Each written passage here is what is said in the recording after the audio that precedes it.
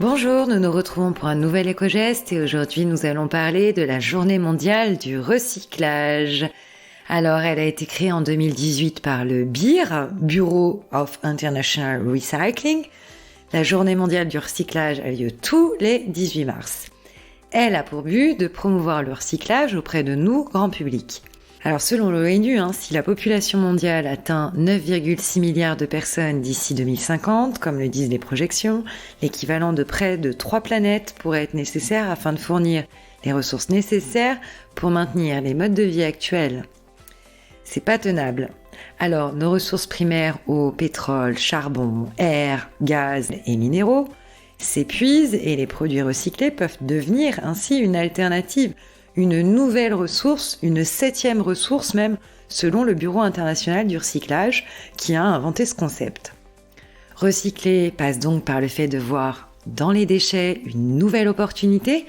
Ces matériaux dits de 7e ressource permettent d'économiser aujourd'hui plus de 700 millions de tonnes d'émissions de CO2 et peut-être même 1 milliard d'ici 2030 d'après les projections.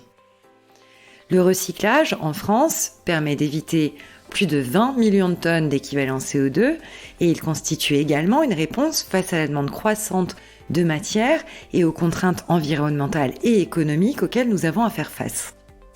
Alors parmi les matériaux recyclables, on citera par exemple le papier, mais aussi le tissu, le plastique, le métal, l'électronique également. Une grande partie de ces matériaux que nous jetons peuvent participer à la lutte contre le changement climatique et le recyclage est absolument central en matière d'économie circulaire. Aussi, nos actions du quotidien, comme le tri des déchets par exemple, jouent un rôle déterminant dans ce processus. Les objets en verre doivent aller dans le conteneur approprié pour pouvoir être bien recyclés.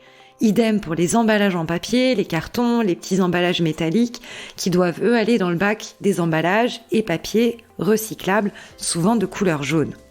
Ces consignes peuvent varier selon les collectivités et les villes, donc on ne saurait que trop vous conseiller de vous renseigner auprès de vos villes pour savoir exactement quelles sont les recommandations sur votre territoire. Et puis il y a bien sûr tous ces objets qu'on entasse et dont on n'a plus l'utilité, pourquoi ne pas les recycler pour en fabriquer d'autres, les vendre également ou encore les déposer en ressourcerie ou même en faire don. Alors aujourd'hui, on va vous lancer un défi créatif, recycler au moins un objet de votre environnement et puis nous le partager sur les réseaux. On repartagera, nous, les réalisations les plus créatives. Voilà, on vous souhaite une excellente journée, du recyclage et on vous retrouve dès demain pour un nouvel éco-geste.